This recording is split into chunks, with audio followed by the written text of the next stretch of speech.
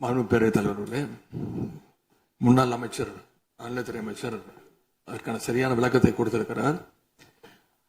இப்போ இருக்கக்கூடிய மாண்புமிகு அமைச்சர் அவர்களும் சில விளக்கங்களை கொடுத்திருக்கிறார். கார் பார்க்கிங் ஃபெசிலிட்டி என்பதும் ஒரு அத்தியாவசிய தேவைதான். அது ஒன்றும் தேவையில்லாத எல்லாருமே இப்போ கார் வச்சிருக்கிறாங்க. கோயிலுக்கு வரவங்க கார்லேயும் தான் வருவாங்க. எனவே அதுவும் ஒரு தேவைப்படுகின்ற ஒரு வசதி தான். நான் கேட்டுக்கொள்வதெல்லாம், எங்களுடைய ஆட்சியில் அறநிலையத்துறை சார்பாக 4 கல்லூரிகளை திறந்திருக்கிறோம். ஆண்டுக்கு 1500 மாணவர்கள் படிச்சுட்டு இருக்கிறாங்க. அதெல்லாம் நீங்க தொடர போறீங்களா இல்ல அந்த திட்டத்தை கைவிட போறீங்களா அப்படிங்கிறதா உங்களுடைய நிலைப்பாடு என்ன என்பதுதான். மாண்புமிகு உறுப்பினர் சொல்லிட்டாங்க. அதாவது ஏற்கனவே கல்லூரிகள் மற்ற அமைப்பில் எந்த விதமான தடையெல்லாம் அதையும் நாங்கள் தொடருவோம் என்ற வார்த்தை அவர் பேசும்போது குறிப்பிட்டிருக்கிறார். நன்றி. பேரவைத் தலைவர் அவர்களே, தமிழ்நாட்டில் இருக்கக்கூடிய 12 மாநகராட்சிகளிலும் தூய்மை பணி செய்வதை தனியார் மயம் செய்ய போகிறதாக தொலைக்காட்சிகளையும் பத்திரிகைகளையும் தொடர்ந்து செய்திகள் வந்து கொண்டிருக்கிறது. கடந்த காலத்துல போராடிய தூய்மை பணியாளர்கள் எல்லாம் நேரில் சந்திச்சிருக்கார் இன்றைய முதலமைச்சர் அவர்கள். ஆட்சிக்கு வந்ததும் தூய்மை பணியாளர்களா பணி நிரந்தரம் செய்வோம் அப்படின்னு அப்ப வாக்குறுதியும் கொடுத்திருக்கிறாரு. ஆனா இன்னைக்கு சொன்னதுக்கு நேர் எதிராக தனியார் மயம் அப்படின்னு செய்திகள் வந்து கொண்டிருக்கிறது. இதற்கும் முதலமைச்சர் அவர்கள் அவருடைய பதில் உரையில விளக்கத்தை தர வேண்டும் என்று கேட்டுக்கொள்கின்றேன். பேரவைத் தலைவர் அவர்களே, சும்மா சொல்லக்கூடாது. நம்முடைய முதலமைச்சர் அவர்கள் ஆட்சிக்கு வந்த ஒரே மாசத்துல தமிழ்நாட்டிலேயே தன்னுடைய பெரம்பூர் தொகுதியை நம்பர் 1 தொகுதியாக மாத்தி காட்டிட்டார். எதுல நம்பர் 1 பாத்தீங்கன்னா, இன்னைக்கு தமிழ்நாட்டிலேயே மின்வெட்டுல நம்பர் 1 தொகுதி பெரம்பூர் தொகுதி தான். அதுவும் ஆளுங்கட்சிக்காரங்க என்ன தெரியுமா பேசிக்கிட்டு இருக்காங்க?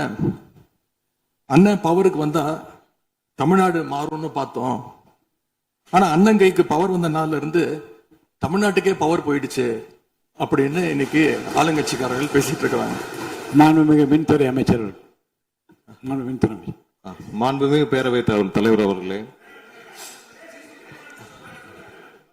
மாண்புமிகு முதல்வர் அவர்களே, மாண்புமிகு எதிர்கட்சி தலைவர் சொல்றப்ப தமிழ்நாட்டுக்கு ஏதோ மின்வெட்டு இருக்குன்னு சொல்லியிருந்தாரு. நாங்கள் ஒவ்வொரு நாளும் தமிழ்நாட்டில் எங்கெங்க எதனால மின்வெட்டு விழுதுன்னு நம்ம பப்ளிஷ் பண்ணிட்டே வரோம். டேஷ்போர்ட் பப்ளிஷ் பண்ணிட்டே வரோம். அதுல எதனால என்ன காரணம்னு சொல்லிட்டே வரோம். இந்த துறை ஏன் இப்படி இருக்குன்னு நாங்க ஏற்கனவே தெளிவா சொல்லிடுறோம். இந்த துறையோடைய இன்னைக்கு நிதிநிலை அறிக்கையில இந்த துறையில 2.5 லட்சம் கோடி கடன் இருக்கு.